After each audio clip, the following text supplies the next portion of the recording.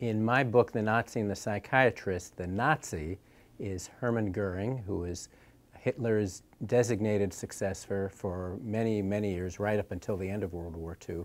And then the psychiatrist is a U.S. Army officer named Douglas M. Kelley, who came into the service while World War II was going on and had the honor and the ability to interrogate and talk with and study the top Nazi officers, including Hermann Göring, as they were awaiting trial at Nuremberg. Göring told Kelley that he joined the Nazi Party in the early 20s because Göring, going into all this, had been a war hero. He was an aviator during World War I. He was very unhappy, like many Germans, with the terms of the Treaty of Versailles.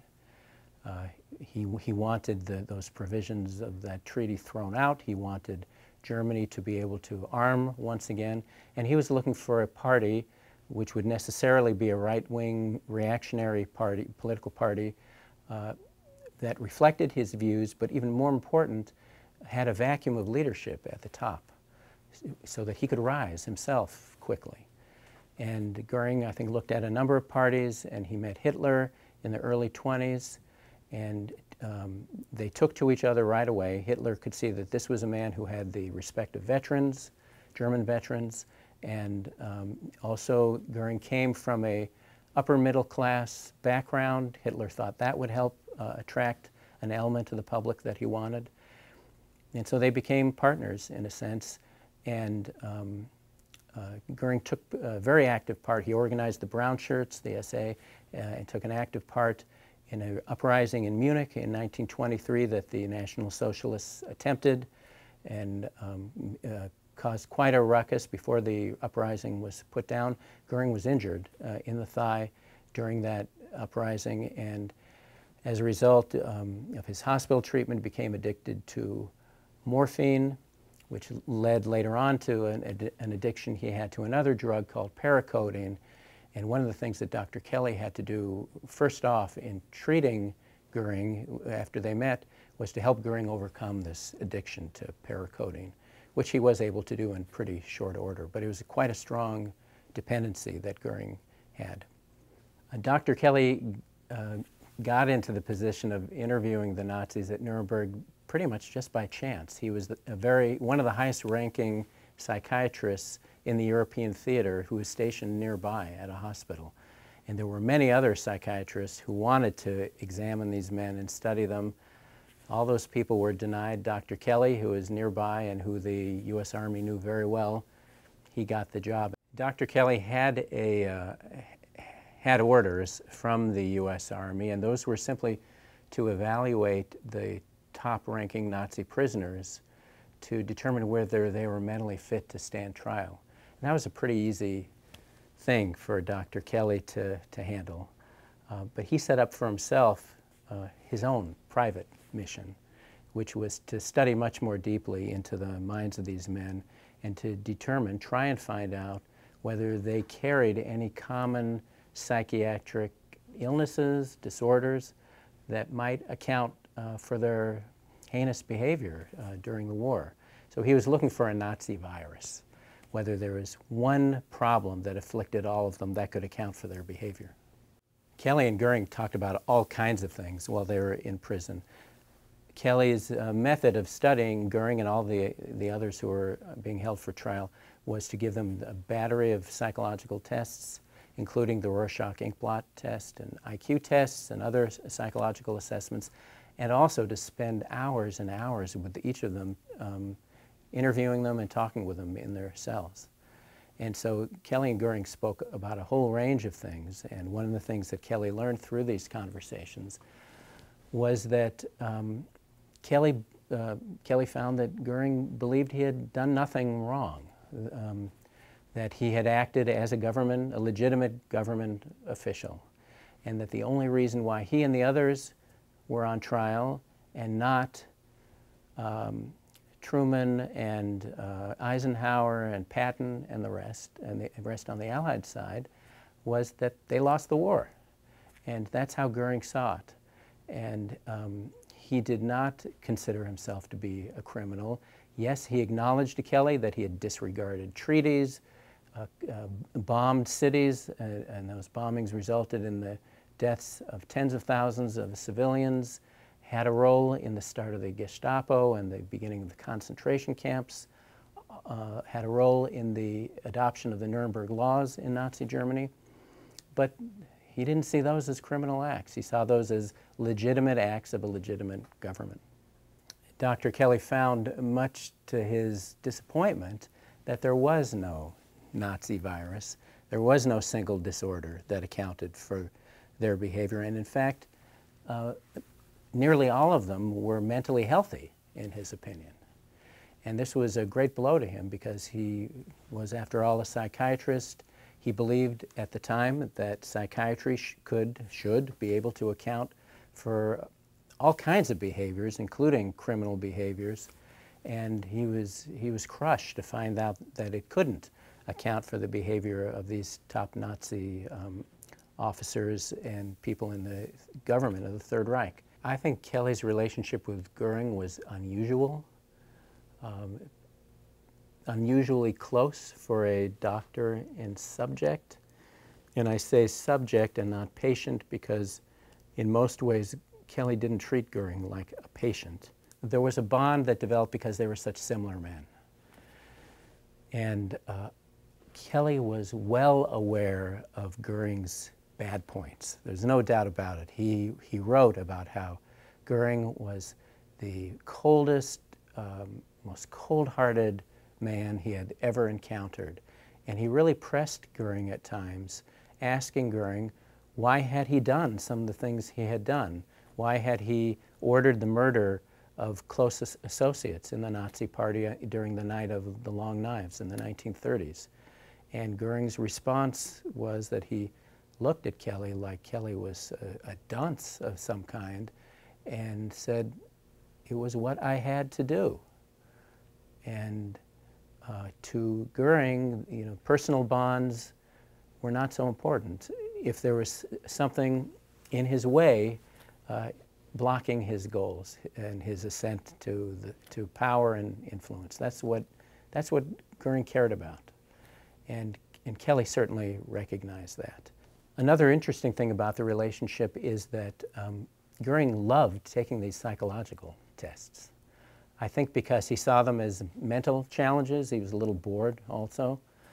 He loved scoring well on them. He scored very high in the IQ category, 138. That's a high IQ.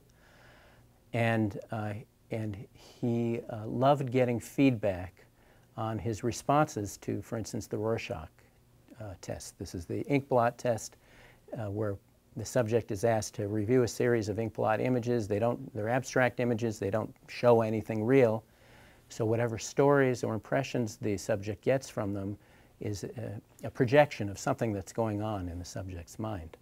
And Goering's responses were very imaginative and colorful, often said something were about himself. He would see himself or various versions of himself in the Inkblot images. And so Goering was an extremely cooperative and engaged and helpful psychological assessment participant. Well, the kind of insight that Kelley got was very sobering. Even though he didn't find any mental disorders common to these men, he came to the conclusion that their behavior was a reflection of normal behavior.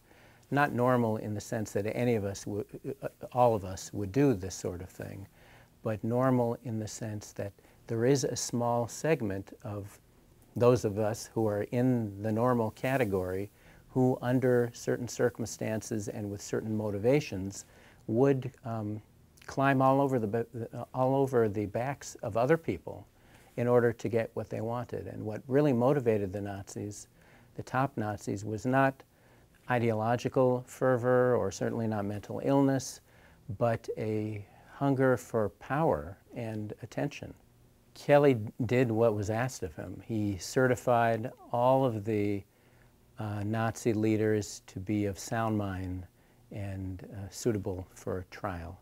I didn't find any evidence that anyone tried to influence Kelley to declare that these men were sane, and everything I saw pointed to Kelley actually believing that, to the bottom of his heart.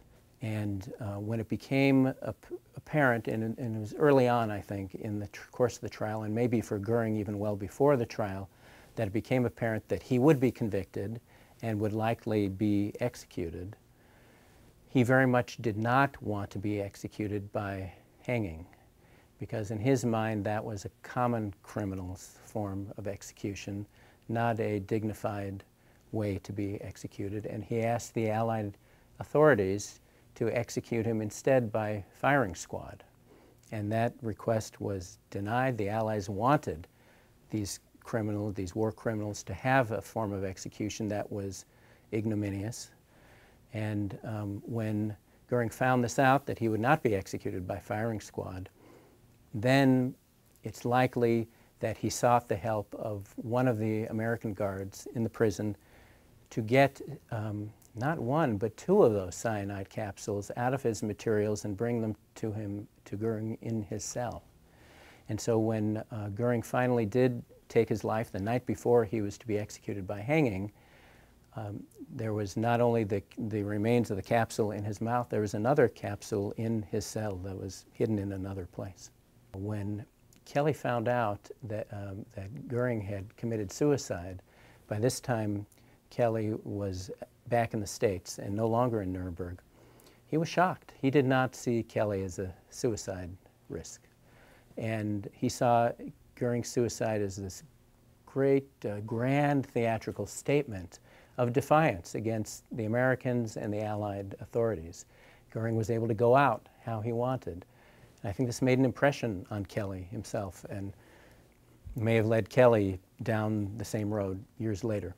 Göring had a big influence on Kelley, and I think it came up 12 years later when Kelley, who by this time was a very troubled man, overburdened by his work, alcoholic, marriage in trouble, emotional problems, terrific explosive temper, felt that the world was weighing too much on him. And there's no way to know this for sure, but I believe that Kelley, at some level of consciousness, thought back to Göring and how Göring had made this great, grand suicidal statement the day before he was to be hanged, went out his way, and that's what Kelley decided to do, even to the point of using the same poisonous agent to achieve it. He took his life using cyanide before his family, standing on the staircase overlooking their living room with the family assembled below. And that, to me, really harkened back to Göring's very public manner of suicide in which he was thumbing his nose at the Allies. Kelley's work had a great deal of significance, I think, in later on in the world of psychiatry and in the world of the study of why evil people do what they do. And it started a big controversy. Kelley published a book in the late 40s called 22 Cells in Nuremberg, where he recounted his experiences with the Nazis and kind of gave a capsule summary of his interpretation of the Rorschach Inkblot test results, and gave his findings that he thought these men were not mentally ill, were not psychotic, didn't have any kind of common disorder. And it was a message at the time that many people did not want to hear. And in fact, it was a message that some of the people who were in Nuremberg with Kelley did not agree with. There was a psychologist who worked alongside Kelley for several months named Gustav Gilbert, who took a completely different interpretation of the exact same psychological assessments, and he did believe that there was a common thread of psychosis that ran through many of the Nazis and could account for their behavior. And then a great controversy arose about these Inkblot tests. These are, the Nazi Inkblot tests are probably the most thoroughly studied Inkblot tests of any ever given.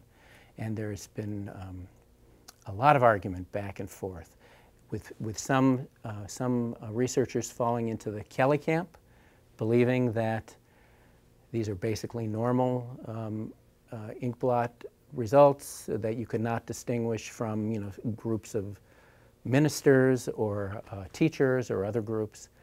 And then those who do are able to find something they think significant in there that these men had in common. It's gone back and forth for a long time. The most recent study, which came out in the late 1990s, came down on Kelley's side. There were not significant similarities among these men or differences between the Nazis and any group that you would pull out of mainstream society. And there's a whole field of genocide studies that studies this phenomena, and they've identified many of the various ascending steps towards which genocide happens, and I think we should pay strong attention to that and halt the process as early as possible before men like Hermann Göring have a chance to commit mass murder.